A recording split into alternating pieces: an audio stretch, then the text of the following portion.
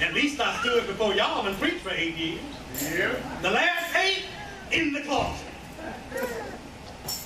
It's where God has me right now. And guess what? I got to be okay with that. I got to be okay with that. God is breaking me down. My dad thought I was spending a lot of money. I ain't spending a lot of money. I'm in the closet. God taught me green screen technology. Amen. I know how to put me anywhere in the world if I feel like it. And everybody will believe it. Yeah. Ooh, now I really am across the world on cruise. That's true. But preaching, I'm in the closet, y'all. Yes, yes, that's good. And that's a lesson that I had to learn. We have to understand God's going to shake us to test us. Right. And a lot of times, I can appreciate, again, like my mom said, I can appreciate that closet because you know what it's taught me to do? Take my focus off of building and the people. That's right. That's good right there. And then I'm able to go to work and be compassionate and not be the preacher. I'm just compassionate because I go to work. Yeah. Takes my mind off of the pastor title, and nowadays I just want, hey, what you want me to call you? Mark is pretty good. Mark is good. You know, you don't have to call me Pastor Mark. Mark is pretty good. Because I know I've been gifted to preach and teach. I'm going to preach and teach regardless. So it don't really matter what you call me. Mark is fine. Mark is fine. Yeah. So when God shakes our lives, do we understand sometimes it's for rest? Yeah. Do we understand sometimes it's, I want to see if you're still going to preach now that you done left the gospel? Since you've been called to preach and teach. And you have everything you need to preach and teach. Are you going to preach and teach? Guess what? In the closet I go. And I've been preaching for 16 years. Amen. I ain't seen you on TV. I ain't seen you on nobody's church. Oh, but I'm preaching every week. Yeah. If I ain't in the closet, you can download the message from iTunes. It's free. Right there. I'm faithful. Will we all be that faithful? That's good right there. Because God will shake our lives for a few weeks. He shakes our lives for rest, to slow down. He'll shake our lives for us to get to know ourselves truly. He already knows us. He wants you to get to know you. I found out a lot about me in my shaking. Oh, I can be kind of moody. I can be kind of stubborn. I'm hard to get along with sometimes. I found out a lot about me. But guess what? It ain't just me. It ain't just me. If you're sitting here, you were meant to hear this exact message. So guess what? If and when you're shaking, God wants you to find out a lot about you. Yeah. Not the other person. You. That's all right now. Oh, God shakes you. He wants you to learn how to just, you know what, Lord, I was just wrong in that. I just really repent. It's me, it's me, it's me, oh Lord. Oh Lord. He shakes us for us to get to know him personally. The last year of my life has been the best year of my life on the planet because it's allowed me to take my mind off of doing, going to, meeting at, and having church and learning how to be the church.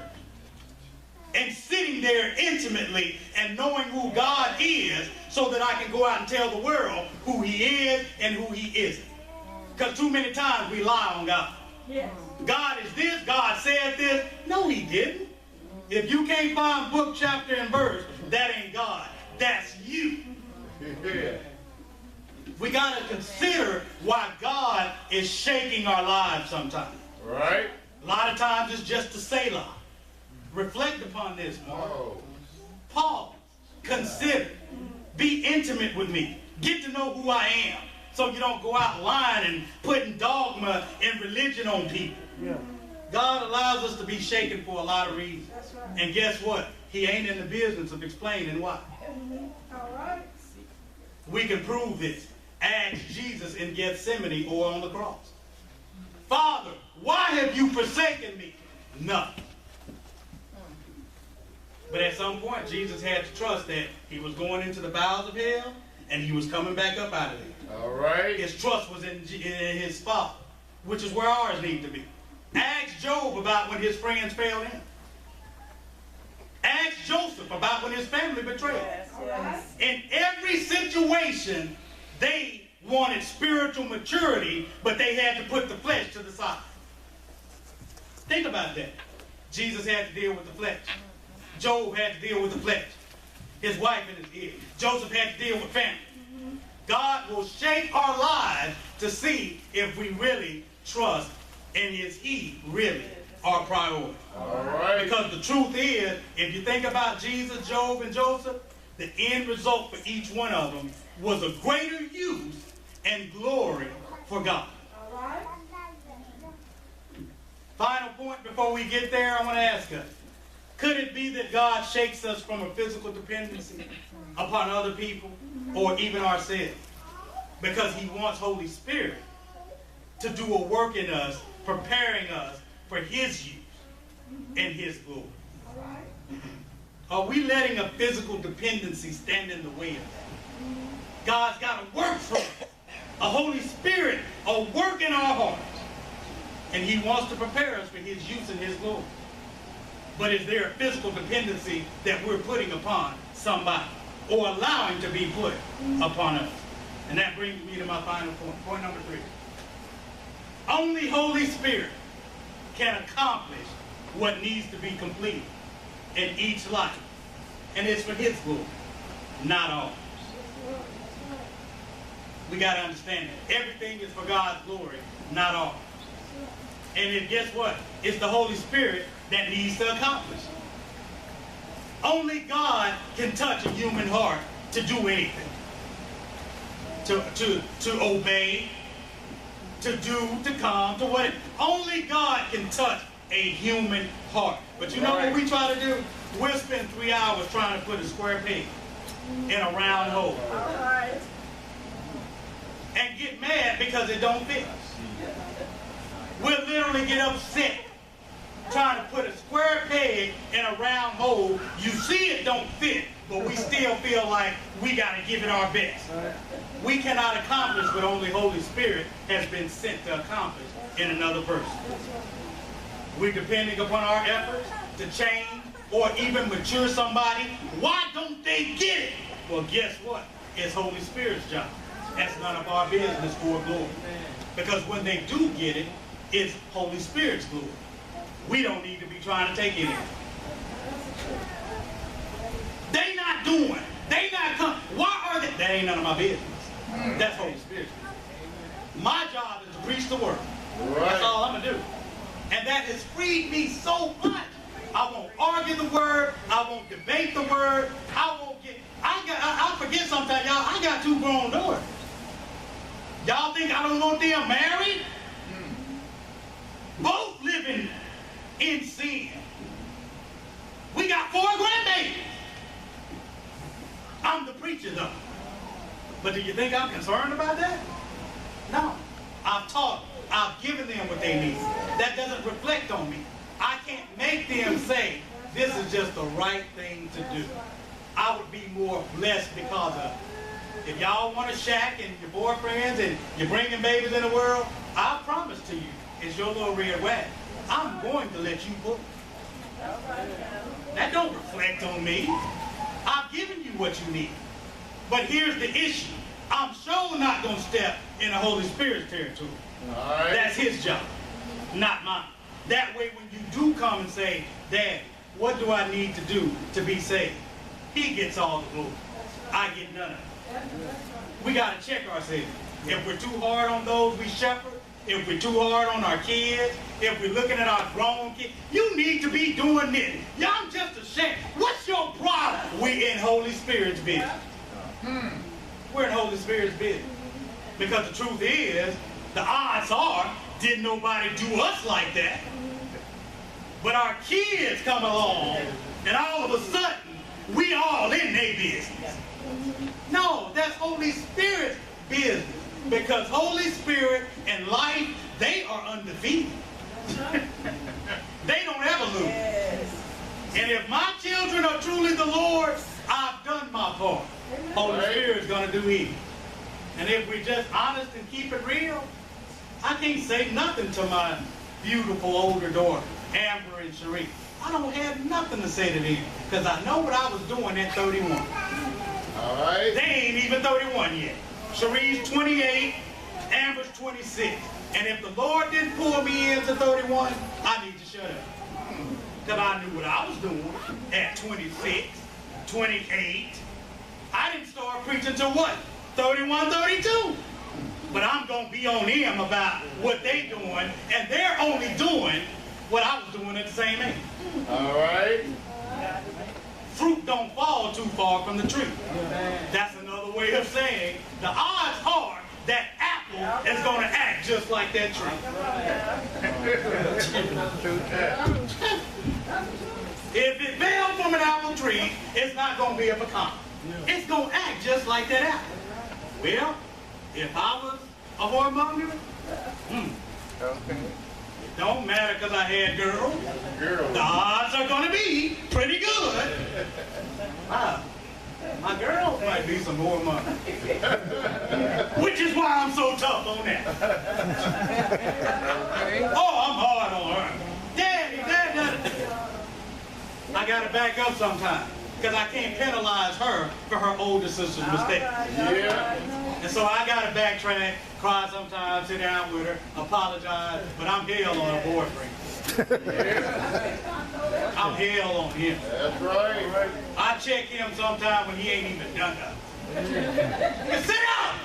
What do you mean, y'all? Oh, y'all better put some space between y'all on the couch. What y'all think this is? He's very respectful. I love him. But I've had to check her a couple of times. Oh, growing up, y'all not going to be in my house and y'all sitting on the couch and you laid in it. You better get up. What y'all think this is? But I can't put that on her, but I can watch her. But in a couple of years, my wife and I have resolved. We've taught her, we've prepared her. The rest is Holy Spirit's job. Right. Let's think about our wives and our husbands. How often do we look at our wives and our husbands? How often do we look at our wives and our husbands and we expect them to feel, to understand, to get us, to get our motive? I just want you to feel me. That ain't our job. That's Holy Spirit's job. You don't feel me. You don't understand me. Well, it ain't them that made you. Last I checked, it was God that fashioned each one of us. Thank you. Holy Spirit's job. Trying to get through the rebellious sheep or children, Holy Spirit's job. And as I get ready to go to my seat, I think we can understand. I thank God for this, putting this in my spirit. I was talking to him one morning, and life really can be summed up in a simple prayer that God inspired me to write in this song I'm working on. And it simply says, I'm in your will, I'm a part of your story. My life is for your glory. That's what life is about. When you're good, when you're bad, I'm in your will, I'm still a part of your story, and my entire life, the good and the bad, is for your glory. So the question we need to ask ourselves is, are we willing to step aside physically and stop trying to achieve spirituality in somebody that only Holy Spirit can accomplish in that same person? That's something we got to understand. I used to place some unfair expectations on my wife and my children. But guess what? I don't anymore. Found out my blood pressure is better because of it. I'm at peace. I don't ever get a bill. I'm cool. Y'all want to go to church? I'll go. I got a sermon for you. I'm fine. I'm not going to fuss at that. We don't have to do Bible study together. Y'all feel led to? Sure, I'll sit down and teach us and lead us. But y'all feel like y'all want that camaraderie and the people, and that's what y'all need. Go. I know my responsibility to preach and teach. I've got to symbolically be willing to step aside, focus on my spiritual growth, my purpose, my assignment, and leave the Holy Spirit that which I might not understand, agree with, or even like. Amen. Who are we placing stress on in our lives? Because we want them to physically be what only Holy Spirit can do. Can we release them to Holy Spirit to just focus on what Holy Spirit is doing in us? Think about it. Cast our cares on who? Jesus. Don't cast our cares on thee. Yeah. 3 quick questions and I'm on the way to my seat. Spiritual maturity or physical dependency? What's your priority? Second question. Who do you depend on most when your world is shaking? Third question. Who in your life are you placing physical expectations upon instead of allowing Holy Spirit to do his job and spiritual work inside of you? Jesus had to leave for the disciples to grow up. Right. Don't let God have to shake our lives, and Pastor and First Lady got to go for us to grow up spiritually. God bless you.